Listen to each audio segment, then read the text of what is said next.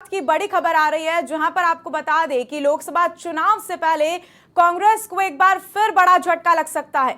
कांग्रेस के कई दिग्गज थामेंगे भाजपा का दामन। लालचंद कटारिया,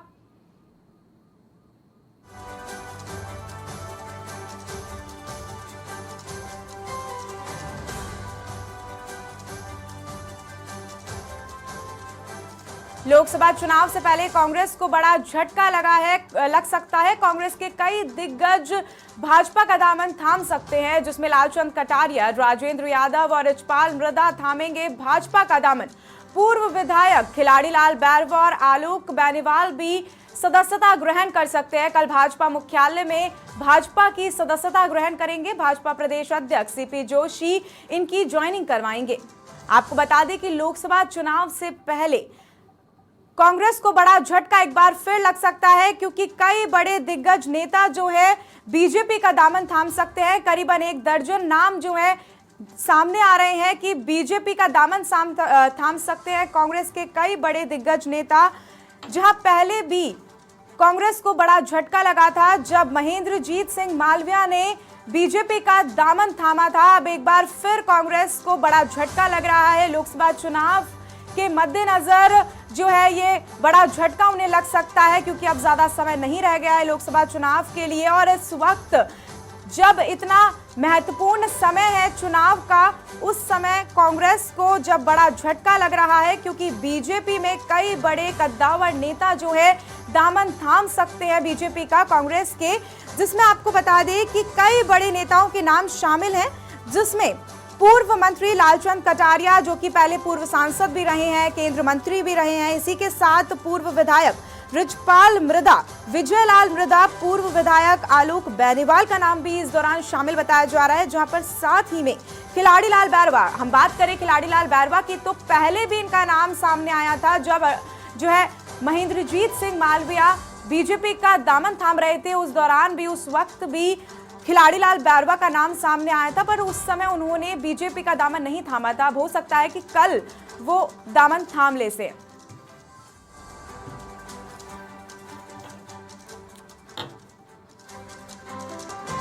इस खबर पर ज्यादा जानकारी के लिए हमारे सहयोगी अधिराज हमारे साथ जुड़ गए हैं। अधिराज, एक बार फिर से कांग्रेस को बड़ा झटका लग सकता है लोकसभा चुनाव को, अब ज्यादा समय नहीं रह गया है। क्या कुछ नाम शामिल बताए जा रहे हैं जो कि बीजेपी का दामन थामेंगे कल?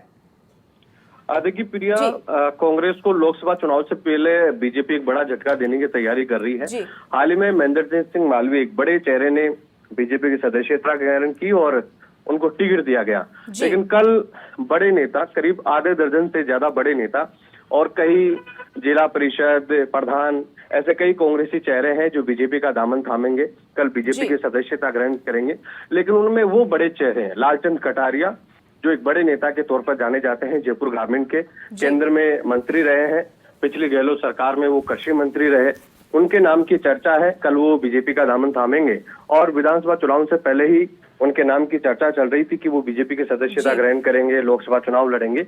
लेकिन वो विधानसभा चुनाव में नहीं आए और उसके बाद से लगातार उनकी कवायद चल रही थी। वो बीजेपी के संपर्क में थे और कांग्रेस से कहीं ना कहीं उन्होंने संपर्क तोड़ लिए थे। संपर्क तोड़ने का मतलब कि वो कांग्रेस के कार्यक्रमों में नहीं जा रहे थे, विधानसभा चुनाव में वो टिकट नहीं लिए और अलग थलग चल रहे थे और पूरे तरीके से उन्होंने चुप्पी साधी हुई थी। तो वो बीजेपी की सदस्यता ग्रहण करेंगे और गहलोत सरकार में मंत्री रहे। एक दूसरा नाम है उनके दोस्त, उनके मित्र, सियासत में जब वो जयपुर ग्रामीण से चुनाव लड़े तब से राजेंद्र यादव एक बड़े नेता के तौर पर उनकी पहचान है। कोटपुतली से विधायक रहे और गहलोत सरकार में पिछली बार कैबिनेट मंत्री थे। वो बीजेपी की सदस्यता ग्रहण करेंगे। 2 ये बड़े चेहरे हैं जयपुर ग्रामीण के जो बीजेपी की सदस्यता ग्रहण करेंगे। उसी के साथ में एक नाम है आलोक बेनीवाल बड़ा नाम है इस लिहाजे से क्योंकि पूर्व डिप्टी सीएम कमला बेनीवाल के वो बेटे हैं और पिछली बार वो शाहपुरा से विधायक थे। हालांकि उनको टिकट नहीं मिला था जब वो विधायक थे, लेकिन इस बार पार्टी ने उनकी जगह मनीष यादव को चुनावी मैदान में उतारा और मनीष यादव चुनाव जीत कर आए।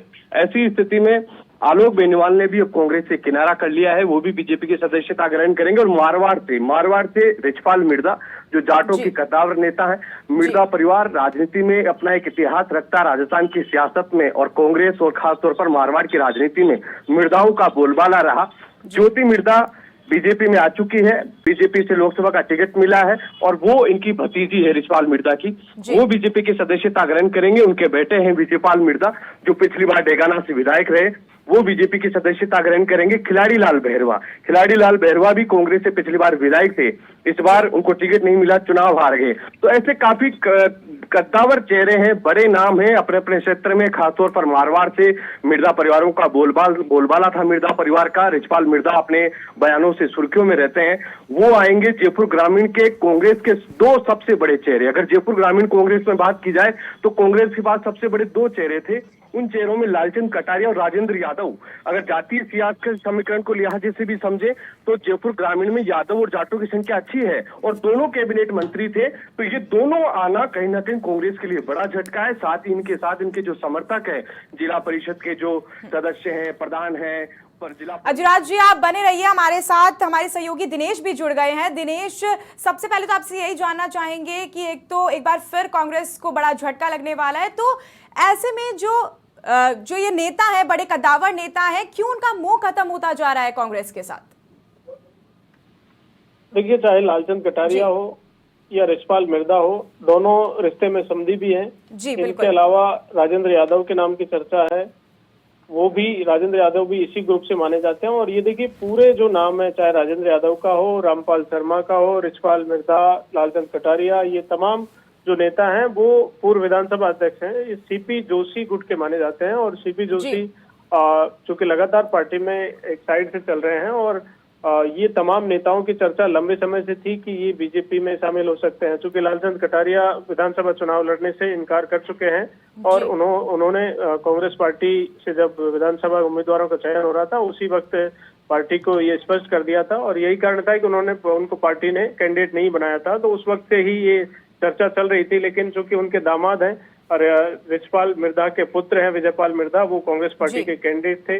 और चूंकि नागौर में रिचपाल मिर्जा का एक बड़ा नाम है मिर्जा परिवार में, और रिचपाल मिर्जा भी लालचंद कटारिया के साथ बीजेपी में जाने की लंबे समय से चर्चा चल रही है। और उनका एक स्टेटमेंट भी कुछ दिनों पहले सामने आया, जिसमें वो स्पष्ट रूप से कह रहे थे कि अब कांग्रेस पार्टी है वो चुनिंदा लोगों की रह गई है या चाटुकारों की पार्टी हो गई है। तो इस तरह से उन्होंने पार्टी के खिलाफ भी बयानबाजी की थी। तो इन तमाम बातों को लेकर माना जा रहा था और लंबे समय से चर्चा भी थी कि ये तमाम नेता पार्टी छोड़कर जाएंगे। तो इसके साथ ही खिलाड़ी लाल बहरवा भी हैं, जिन्होंने चुनाव लड़ा निर्दलीय, तो पार्टी ने उन्होंने 6 साल के लिए बाहर निकाल दिया था। तो तमाम नेताओं की अब जिस तरह की जानकारी है कि कल ये बीजेपी में शामिल हो रहे हैं, तो कल बीजेपी कार्यालय में सुबह 11 बजे ज्वाइनिंग का कार्यक्रम बताया जा रहा है।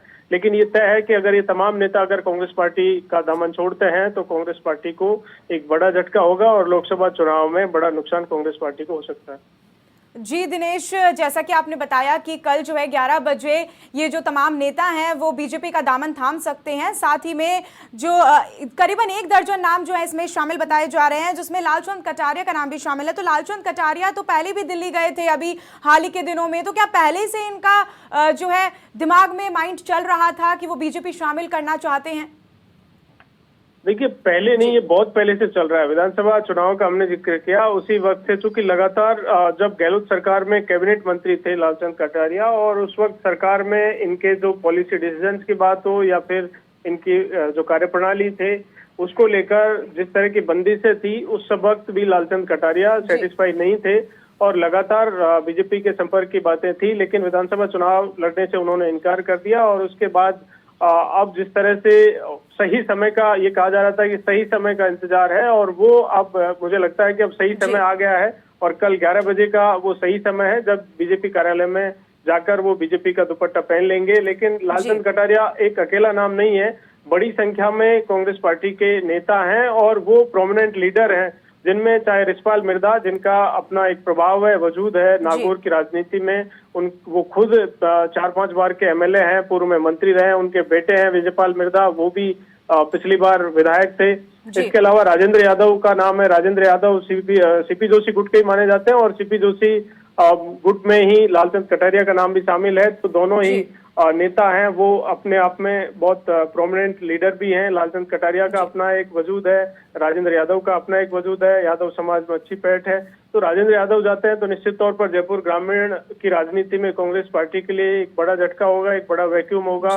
राजेंद्र यादव और लालचंद कटारिया दोनों एक साथ छोड़कर अगर कांग्रेस पार्टी छोड़कर बीजेपी का दामन थामते हैं तो ये लंबे समय से चल रहा था, लेकिन अगर कल ऐसा होता है तो लोकसभा चुनाव से पहले कांग्रेस पार्टी को ये नुकसान उठाना पड़ेगा। इसके साथ ही जो पार्टी की रणनीति है लोकसभा चुनाव को लेकर के, चुनाव में जिस तरह से उम्मीदवारों के चयन की प्रक्रिया चल रही है वो चुनाव प्रक्रिया भी लगातार प्रभावित हो रही है। और यही कारण है कि जो स्क्रीनिंग कमेटी की पिछले दिनों बैठकें हुई और जिन नामों को लेकर डिस्कस इन बैठकों में हुआ, चूंकि जो संवाद कार्यक्रम चल रहे थे उन संवाद कार्यक्रमों में जयपुर ग्रामीण का जब संवाद कार्यक्रम था तो लालचंद कटारिया उसमें शामिल नहीं हुए थे, लेकिन राजेंद्र यादव उस संवाद कार्यक्रम में शामिल थे, उनके पुत्र थे वो भी शामिल थे। लेकिन अब अगर ऐसा होता है, राजेंद्र यादव भी उनके साथ बीजेपी ज्वाइन करते हैं तो जी दिनेश, आपका अभी जल्द ही हम रुक करेंगे। हमारे साथ अधिराज जी भी बने हुए हैं। अधिराज जी, आपसे ये जानना चाहेंगे कि अभी जो नेता है जो शामिल हो रहे हैं, बीजेपी का दामन थाम रहे हैं, क्या कुछ उनको बीजेपी रोल दे सकती है, क्या कुछ पार्टी में उनका इन्वॉल्वमेंट हो सकता है? देखिए, निश्चित तौर पर लोकसभा चुनावों की अगर बात की जाए तो जितने भी जो चेहरे हैं बीजेपी की सदस्यता ग्रहण करेंगे, उनमें से कोई ऐसा चेहरा नहीं है कि उसको लोकसभा चुनाव लड़ाए जा सके। अगर हम सिलसिलेवार देखें तो मारवाड़ से जो मिर्धा परिवार से जो लोग बीजेपी में शामिल हो रहे हैं, रिचपाल मिर्धा और विजयपाल मिर्धा, ज्योति मिर्धा को पहले से ही लोकसभा का प्रत्याशी बनाया जा चुका है नागौर से, और वो रिचपाल मिर्धा की भतीजी है। ऐसे में बात की जाए जयपुर ग्रामीण से, सबसे बड़े जो अगर हम देखें तो सबसे बड़ा नुकसान कांग्रेस को हो रहा है जयपुर ग्रामीण से हो रहा है। जयपुर ग्रामीण में दो ही बड़े नेता थे कांग्रेस के, और दोनों ही लालचंद कटारिया और राजेंद्र यादव। दोनों के अगर जातीय समीकरणों को भी समझे तो यादव और जाट पूरा बेल्ट माना जाता है जयपुर ग्रामीण, और इन दोनों से ही अगर नुकसान उसको हो रहा है सीधे तौर पर कांग्रेस को होगा। चुनाव लड़ने की बात है, राजेंद्र यादव की चुनाव लड़ने की कोई चर्चा नहीं है, खिलाड़ी लाल बैरवा की कोई चुनाव लड़ने की चर्चा नहीं है। एक लालचंद कटारिया की जरूर पहले से इस बार की चर्चा थी कि लालचंद कटारिया को जयपुर ग्रामीण से चुनाव लड़ाया जा सकता है, लेकिन ये तय है कि जयपुर ग्रामीण से बीजेपी ने जो अपना पैनल भेजा था उसमें लगभग नाम तय हो चुका है कि किसी राजपूत चेहरे को वहां से चुनाव लड़ाया जाएगा, और ये बिना किसी शर्त पर ये लोग यहाँ पर आ रहे हैं, बिना किसी शर्त पर यहाँ पर वो इस पार्टी में शामिल हो रहे हैं। उसके बड़े कई कारण हैं, और लालचंद कटारिया की कुछ संभावना हो सकती है चुनाव लड़ाई जाने की, बाकी इनमें से कोई ऐसा नेता नहीं है कि पार्टी उसको लोकसभा चुनाव में प्रत्याशी बनाए। देखिए, बड़ा कारण ये भी है कि राजेंद्र यादव पर हाल ही में जिस तरीके से ईडी इनकम टैक्स की कार्रवाई हुई हम सब लोगों ने देखा, तो एक प्रक्रिया पिछले कई दिनों से देखने को मिल रही है, जो सवाल बीजेपी पर खड़े हो रहे हैं कि जिन लोगों पर ईडी इनकम टैक्स की कार्रवाई हो रही है वो भी लोग बीजेपी में शामिल हो रहे हैं, और उनमें से एक राजेंद्र यादव भी हो सकते हैं। हालांकि पार्टी ने जिस कांग्रेस में इनका जो ओहदा रहा, जो इनका प्रभाव रहा, इसके बावजूद वो बीजेपी में आ रहे, उसके कई कारण हो सकते हैं, लेकिन मुझे नहीं लगता है कि प्रिया की इनमें से किसी को लोकसभा का प्रत्याशी बनाया जा सकता है, क्योंकि लोकसभा चुनाव का जो फाइनल बीजेपी की तरफ से प्रत्याशियों का चयन है वो लगभग अप्रूवल उनका हो चुका है। एक लालचंद कटारिया की कुछ संभावना है। आलोक बेनीवाल बीजेपी में आ रहे हैं। आलोक बेनीवाल को इस बार वो विधानसभा चुनाव वहां से हार गए, मनीष यादव वहां से विधायक हैं, और ये पूर्व डिप्टी सीएम कमला बेनीवाल के बेटे हैं, उनका एक वर्चस्व प्रभाव था, लेकिन उनके लिए स्थिति जिस तरीके से वहां पर बिगड़ी है और शाहपुरा के जिस तरीके से समीकरण बदले हैं, उन समीकरणों को देखते हुए आलोक बेनीवाल अपने भविष्य की राजनीति को देखते हुए बीजेपी में आ रहे हैं। तो चुनाव लड़ने जैसी संभावना इन तमाम चेहरों में से मुझे नहीं लग रहा कि बीजेपी किसी को प्रत्याशी बनाएगी। जी अधिराज, हमारे साथ दिनेश भी जुड़े हुए हैं। दिनेश कसाना, अब आपका रुख करते हैं, आपसे जानना चाहेंगे कि क्या अभी तक कांग्रेस ने इन तमाम जो नेता हैं जो अभी बीजेपी का दामन थाम रहे हैं, उनसे कोई बातचीत हुई है, उनसे कोई संपर्क साधा है अभी तक? देखिए, जैसे मैंने बताया कि लंबे समय से इन नामों की चर्चा थी, और पिछले दिनों पूर्व मुख्यमंत्री अशोक गहलोत का एक स्टेटमेंट आपने सुना होगा जिसमें वो कह रहे थे कि कृपा करके जिनको जाना है वो जल्दी चले जाएं। यानी उनको इस बात का पता है पहले से कि कौन कौन नेता कांग्रेस पार्टी छोड़ना चाहता है या छोड़ रहा है, और वो अभी वेट एंड वॉच की स्थिति में है। चूंकि लंबे समय से इन नामों की चर्चा थी, और पिछले दिनों जब महेंद्रजीत सिंह मालवीय बीजेपी में शामिल हुए थे उस वक्त भी ये था कि लालचंद कटारिया, खिलाड़ी लाल बैरवा, ये नाम भी साथ साथ ज्वाइन कर सकते हैं, लेकिन सही समय का और शुभ मुहूर्त का इंतजार था। तो ये कांग्रेस पार्टी भी ये कहा जा सकता है कि कांग्रेस पार्टी माइंडली प्रिपेयर है इन चीजों को लेकर कि कौन कौन नेता कांग्रेस पार्टी छोड़ रहा है, और यही कारण है पीसीसी चीफ गोविंद सिंह डोटासरा का स्टेटमेंट देखें या पूर्व मुख्यमंत्री अशोक गहलोत का स्टेटमेंट देखें, तो इन तमाम नेताओं को लेकर जिस तरह की संभावना जताई जा रही है, ये पार्टी में पहले से ही मुझे लगता है कि जानकारी होगी और उन्हें रोकने के या उनसे बातचीत करने के कोई इंटरनली प्रयास पहले हुए होंगे। लेकिन जैसा आपने अभी पिंटू से सवाल किया कि चुनाव लड़ने का जहां तक प्रश्न है, तो ये एक बड़ा सवाल है कि इनमें से कौन चुनाव लड़ेगा, क्या पार्टी इनको टिकट देगी। तो एक लालचंद कटारिया का नाम प्रमुखता से है, जिसको बीजेपी की ओर से लोकसभा का कैंडिडेट बनाया जा सकता है और वो भी जयपुर ग्रामीण से लालचंद कटारिया को कैंडिडेट बनाया जा सकता है। और बड़ी बात यह है कि इन तमाम नामों के पीछे की जो रणनीति है वो एक तरह से किसान वर्ग को साधने की बीजेपी की रणनीति बताई जा रही है कि किसान वर्ग को किस तरह से साधा जाए। चाहे लालचंद कटारिया का नाम हो, जाट वर्ग से आते हैं, जाट समुदाय से आते हैं और किसान वर्ग में अच्छी उनकी पहट है किसान नेता के तौर पर।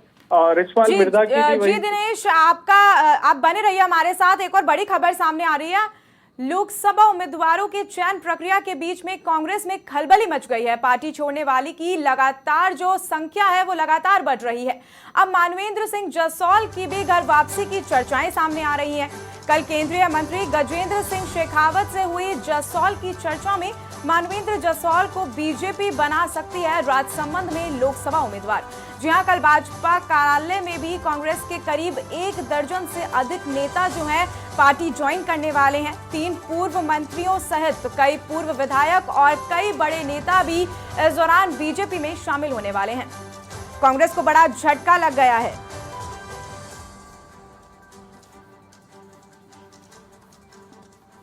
जी दिनेश, क्या कुछ पूरी अभी जानकारी मिल रही है? जिस तरह से पूरा घटनाक्रम चल रहा है और लगातार दल बदलने का सिलसिला है, उसके बीच एक लंबी फहरिस्त है कांग्रेस के नेताओं की जो बीजेपी में शामिल होने जा रहे हैं।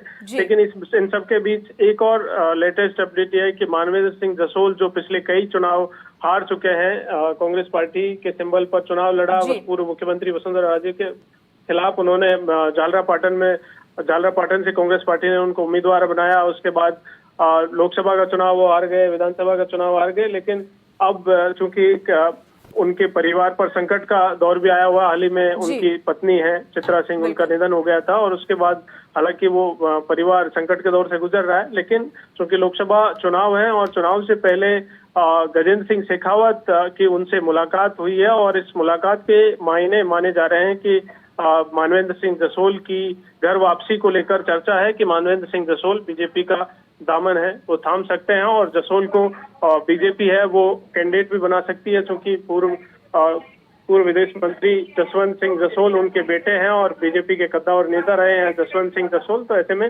मानवेंद्र सिंह जसौल की घर वापसी को लेकर भी चर्चा शुरू हो गई है जब से केंद्रीय मंत्री गजेंद्र सिंह शेखावत की उनसे मुलाकात हुई है और इस मुलाकात के मायने भी यही निकाले जा रहे हैं। दिनेश, जैसा कि आपने पहले बताया था कि जो पहले से ही अंदेशा कहीं ना कहीं कांग्रेस को था कि जो नेता हैं वो बीजेपी का दामन थाम सकते हैं, तो क्या यही वजह बताई जा सकती है कि अभी तक लोकसभा चुनाव के मद्देनजर जो है टिकट वितरण का काम अभी तक नहीं हुआ है, कोई टिकट अभी तक नहीं दी गई है?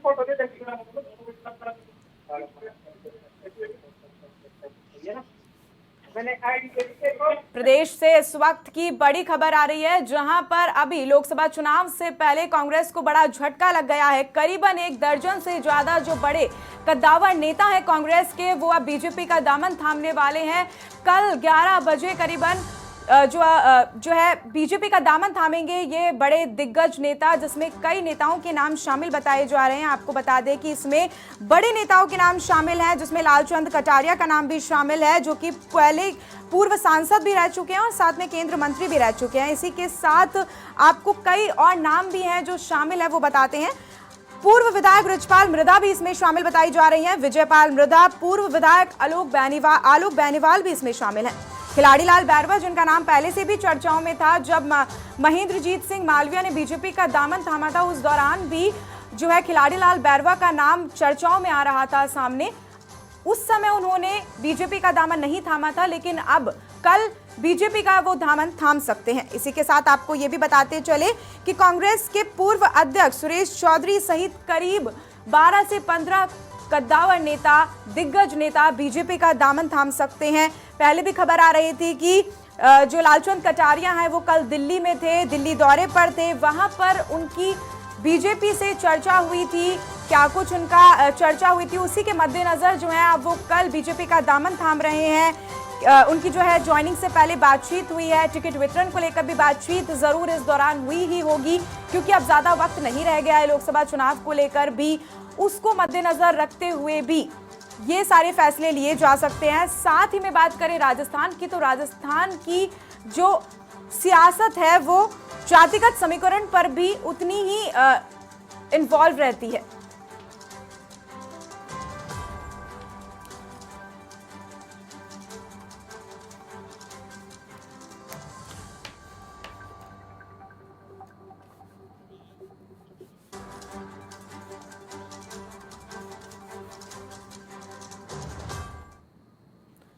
इस खबर पर ज्यादा जानकारी के लिए हमारे साथ न्यूज रूम से दिनेश हमारे साथ जुड़ गया है। जी दिनेश, पहले तो ये पूरी चर्चाएं सामने आ रही हैं जिस तरह से बीजेपी का दामन थाम रहे हैं लगातार कांग्रेस के बड़े दिग्गज नेता, पूरी खबर को आप एक बार विस्तार से हमारे दर्शकों तक रूबरू करवाइए। देखिए, वैसे तो लोकसभा चुनाव हो या विधानसभा चुनाव हो, चुनाव से पहले नेताओं के दल बदलने का सिलसिला शुरू होता है, लेकिन इस बार चूंकि लोकसभा चुनाव से पहले एक बड़ी संख्या में कांग्रेस पार्टी के नेता हैं वो पार्टी छोड़कर बीजेपी का दामन थामने जा रहे हैं। इससे शुरुआत हो चुकी है। महेंद्रजीत सिंह मालवीय पहले ही पूर्व कैबिनेट मंत्री रहे हैं, वो बीजेपी में शामिल हो चुके हैं और वागड़ की राजनीति में कांग्रेस पार्टी के लिए एक बड़ा नुकसान इसे कहा जा रहा था। लेकिन उसके बाद अब लगातार जिस तरह से नेताओं के नाम सामने आ रहे हैं, हालांकि चर्चा लंबे समय से थी, लालचंद कटारिया की बात हो, राजेंद्र यादव की बात हो, रिछपाल मिर्धा की हो, या रिछपाल मिर्धा के पुत्र हैं विजयपाल मिर्धा उनकी हो, या फिर रामपाल शर्मा है जो भीलवाड़ा से आते हैं उनके नाम की हो, खिलाड़ीलाल बैरवा हैं। ये एक लंबी सूची है कांग्रेस पार्टी के नेताओं की और सभी नेता हैं वो अपना वजूद रखते हैं। लालचंद कटारिया जाट समुदाय से आते हैं और किसान वर्ग में किसान नेता के तौर पर उनकी एक पहचान है। रिछपाल मिर्धा नागौर की राजनीति में अपना एक वजूद रखते हैं, पूर्व में मंत्री रह चुके हैं, 5 बार के विधायक हैं, और उनके पुत्र हैं विजयपाल मिर्धा, वो भी पहले विधायक रह चुके हैं, पिछली बार गहलोत सरकार में विधायक थे। राजेंद्र यादव पूर्व मंत्री हैं, उनका भी अपना वजूद है, यादव समुदाय से आते हैं। तो किसान वर्ग को साधने की एक कवायद इसे कहा जा सकता है बीजेपी की ओर से, चूंकि हाल ही में जिस तरह से पहली लिस्ट बीजेपी की जारी हुई और इस लिस्ट के बाद राहुल कसवा का विरोध जिस तरह से सामने आ रहा है, जाट वर्ग की नाराजगी सामने आ रही है, उन सब के बीच जाट नेताओं की बीजेपी में ज्वाइनिंग हो, इसे किसान वर्ग को साधने की कवायद भी कहा जा सकता है। तो ये लोकसभा चुनाव से पहले बीजेपी के लिए किस तरह का एक दाव होगा, इसको लेकर हमारे साथी हैं पिंटू सिंह, वो भी हमारे साथ हैं। पिंटू, किस तरह से देखा जाए इस पूरे घटनाक्रम को लेकर? चर्चा तो बहुत लंबे समय से थी। लालचंद कटारिया चूंकि विधानसभा चुनाव लड़ने से उन्होंने इनकार कर दिया था कि कांग्रेस पार्टी ने उन्होंने कैंडिडेट भी नहीं बनाया, लेकिन अब लोकसभा चुनाव से पहले सही समय का और शुभ मुहूर्त का इंतजार था कि तो क्या कल सुबह का ये शुभ मुहूर्त है? हाँ, कल तमाम ये जो नाम हैं जो सामने आ रहे हैं सब कल बीजेपी की सदस्यता ग्रहण करेंगे। सीपी जोशी सहित तमाम पार्टी के जो प्रमुख नेता हैं इनको बीजेपी की सदस्यता ग्रहण कराएंगे। ये वो नाम हैं जो पिछले कई दिनों से हवा में तैर रहे थे और विधानसभा चुनाव से ही इनके नाम की चर्चाएं थी। लालचंद कटारिया की बात हो, जिस तरीके से पूरे विधानसभा चुनाव में वो न्यूट्रल थे, कभी कोई भी उनकी प्रतिक्रिया सामने नहीं आई और ये भी चर्चा सामने आई कि वो कहीं ना कहीं अपने समर्थकों को पहले से ही बीजेपी में भेज दिए थे। जो उनके विधानसभा क्षेत्र के बहुत नज़दीकी लोग थे, सरपंच थे, पार्षद थे, वो सब लोग बीजेपी ज्वाइनिंग कर चुके थे और राज्यवर्धन राठौड़ के वो साथ थे, तभी से इस बात के पूरे संकेत मिल गए थे। लेकिन ये चर्चा थी कि क्या लालचंद कटारिया को जयपुर ग्रामीण से चुनाव लड़ाया जाएगा, क्या वो अपनी उस शर्त पर बीजेपी में आ रहे हैं, ये तमाम अलग अलग तरीके की चर्चाएं थी। लेकिन अगर हम एक एक नाम को देखकर चले तो पूर्वी राजस्थान, जयपुर ग्रामीण और नागौर, यहाँ के ये बड़े कद्दावर चेहरे थे। मिर्धाओं की बात की जाए, राजस्थान की राजनीति में एक अमिट छाप मिर्धा परिवार की रही है। नागौर की सियासत में नाथुराम मिर्धा से लेके रामनिवास मिर्धा तक ये तमाम वो चेहरे थे जिन्होंने राजनीति की। अब पूरा मिर्धा परिवार धीरे धीरे कह सकते हैं कि बीजेपी में डाइवर्ट हुआ। ज्योति मिर्धा के लिए रिछपाल मिर्धा पहले से खुलकर कह रहे थे कि मैं अपने भतीजी का प्रचार करूंगा, हालांकि उन्होंने कांग्रेस अभी तक नहीं छोड़ी थी। कांग्रेस में रहते हुए बात लगातार वो कह रहे थे। उनका बेटा चुनाव हार गया, पिछली बार कांग्रेस से प्रत्याशी भी थे और विधायक भी रहे। उनका आना, क्योंकि अब वो सीधा जो चुनाव होगा एक इंतजार वहां पर है आरएलपी का कि क्या उनका कांग्रेस से गठबंधन होता है या नहीं होता है। मिर्जा परिवार का जिक्र किया, मुझे लगता है इसकी पटकथा बहुत पहले लिखी जा चुकी थी। नाथूराम मिर्जा की जयंती का कार्यक्रम था और उसमें उपराष्ट्रपति को बुलाया गया था। लालचंद कटारिया भी उस कार्यक्रम में शामिल थे, ज्योति मिर्धा भी उसमें शामिल थी, रिचपाल मिर्धा जो मुखर वक्ता हैं, और पिछले दिनों उनके स्टेटमेंट भी आए। हाँ, निश्चित तौर पे ये बहुत पहले से बात चल रही थी। देखिए, सतीश पूनिया को जब यहाँ से बीजेपी के प्रदेशाध्यक्ष पद से हटाया, तब से इस बात की चर्चा थी कि कहीं ना कहीं एक जाट समाज में नाराजगी नहीं जाए, क्योंकि ये मार्शल कौम थी और इस तरीके के जब एक्शन लिए जाते हैं किसी पार्टी के द्वारा, तो ये वो कास्ट होती है जो काफी हद तक राजनीति को प्रभावित करती है। देखिए, वो संवैधानिक पद पर है उपराष्ट्रपति, लेकिन सियासत में हमने भी बहुत नजदीकी से देखा और अशोक गहलोत ने तो इस बात को खुलकर कहा कि किस तरीके से जगदीप धनखड़ एक संवैधानिक पद पर बैठकर यहाँ पर लगातार दौरे कर रहे थे। तो एक पावर सेंटर बनकर जगदीप धनखड़ रहे, हालांकि हम इस बात को कह नहीं सकते वो संवैधानिक पद पर है, लेकिन जगदीप धनखड़ पूरे जाटों की सियासत का एक केंद्र हो गए और उनके जरिए तमाम लोगों ने कहीं ना कहीं अपनी एक लॉबिंग की कोशिश की और वो एक पावर सेंटर बनकर निकले। तब इससे इस बात की चर्चा थी कि बड़ी तादाद में बीजेपी में जो जाट समाज के नेता हैं, जो नाराज नेता है कांग्रेस पार्टी में, वो बीजेपी की सदस्यता ग्रहण कर सकते हैं। देखिए, लेकिन उनमें कुछ नेता ऐसे हैं जो अपना वजूद बचाना चाहते हैं, वो वजूद के लिए बीजेपी में आ रहे हैं। ये जितने भी नाम आ रहे हैं बीजेपी में, इनमें से मुझे ऐसा नहीं लगता है कि कोई लोकसभा का चुनाव लड़ेगा, ऐसी स्थितियां बन नहीं रही। अगर एक लालचंद कटारिया को हम छोड़ दें, थोड़ी बहुत संभावना है, मुझे नहीं लगता कि लालचंद कटारिया को जयपुर ग्रामीण से प्रत्याशी बनाया जाएगा, लेकिन एक संभावना लालचंद कटारिया के लिए खुलती है। राजेंद्र यादव देखिए, एक मंत्री जो गहलोत सरकार में पिछली बार कैबिनेट मंत्री रहे, वो बीजेपी में आ गए, उनको टिकट भी मिल गया, उन्होंने अकेले ज्वाइनिंग की और किस तरीके से वह सब हमने देखा।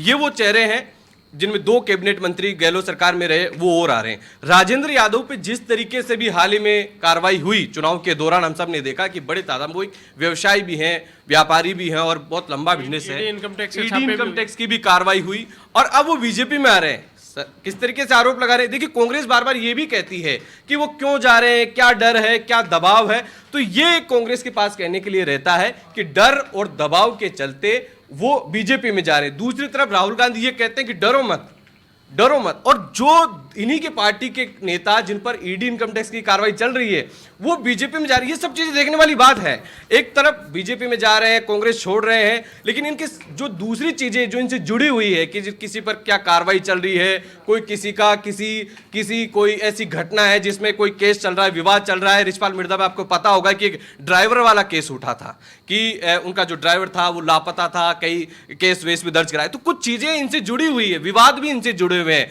अब बीजेपी इसको किस तरीके से लेती है, कितना लाभ मिलेगा। अब एक और मैं आपको बताता हूं, जयपुर ग्रामीण की जब बात आ रही है, राव राजेंद्र को प्रत्याशी बनाए जाने की चर्चा है बीजेपी से कि राव राजेंद्र 2009 में लालचंद कटारिया के सामने चुनाव लड़े, चुनाव हार गए। राव राजेंद्र का अपना एक वर्चस्व था, 3 बार विधायक रहे और 18 में वो चुनाव हार गए, इस बार उनको टिकट नहीं दिया गया, लेकिन उनकी एक छवि है जिस तरीके से वो राजनीति करते हैं।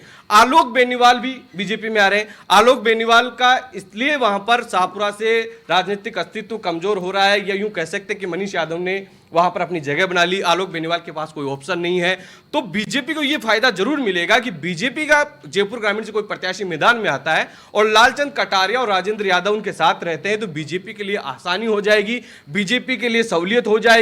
और इनको किस जगह पर कैसे सेट करना है, क्योंकि राजस्थान में बीजेपी की सरकार है, तो इनका किस तरीके से मान सम्मान किया जाएगा, इनको संगठन में लिया जाएगा या कोई बोर्ड निगम का अध्यक्ष चेयरमैन बनाया जाएगा, क्योंकि तमाम नेता जानते हैं, चाहे खिलाड़ी लाल बहरवा हो, चाहे आलोक बेनीवाल हो, रिचपाल मिर्धा हो, ये सब लोग जानते हैं कि इनको कितना वेटेज बीजेपी में मिलने वाला या नहीं मिलने वाला, क्योंकि टिकट जैसी बात मुझे नजर नहीं आ रही है। एक लालचंद कटारिया की कुछ संभावना बनती है। आपने सतीश पूनिया का जिक्र किया कि सतीश पूनिया को प्रदेश अध्यक्ष हटाने के बाद इस तरह की चर्चाएं चली थी कि किसान वर्ग को इग्नोर किया गया। हाल ही में राहुल कसवा का टिकट काटा गया। कल राहुल कसवा ने जिस तरह का वहां पर शक्ति प्रदर्शन किया, और जिनका आपने नाम लिया उपराष्ट्रपति जगदीप धनखड़, वो उनके दामाद भी हैं, तो क्या ये किसान वर्ग को साधने की कवायद होगी? चाहे रिचपाल मिर्धा हो, लालचंद कटारिया हो, राजेंद्र यादव हो, आलोक बेनीवाल हो, ये तमाम वो चेहरे हैं जो किसान वर्ग से आते हैं और इनकी अपने क्षेत्र में एक पकड़ भी है।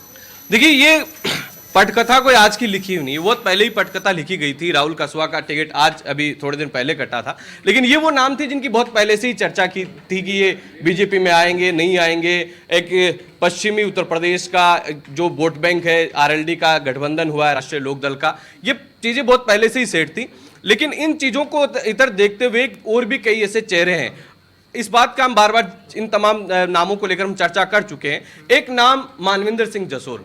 अभी पूरी अगर राजस्थान की सियासत को देखें तो पश्चिमी राजस्थान और शेखावाटी के इर्द गिर्द पूरी राजस्थान की राजनीति घूम रही है, क्योंकि वही एक इलाका है जो रेतीली धोरों के लिए तौर पर जाना जाता है, अपनी वहां की तपिश के लिए जाना जाता है, वहां की गर्मी के लिए जाना जाता है, वहां की ठंड के लिए जाना जाता है। वो पूरी धरती सियासी तापमान से तपी हुई है। शेखावाटी की बात की जाए, राहुल कस्वा के बागी तेवर जिस तरीके से वहां का तापमान बढ़ा रखे हैं। और एक और सबसे बड़ी बात जो अगर देखा जाए तो एक बहुत बड़े स्तर पर बात की जाती है, बीजेपी पार्टी एक अनुशासित पार्टी के तौर पर जानी जाती है। कहा जाता है कि ये अनुशासन वालों की पार्टी है, यहाँ पर सभी लोग अनुशासन में रहकर अपनी बात रखते हैं। जी अधिराज और दिनेश केसाना, आप दोनों का ही बहुत बहुत शुक्रिया तमाम जानकारी जो है साझा करने के लिए हमारे दर्शकों तक।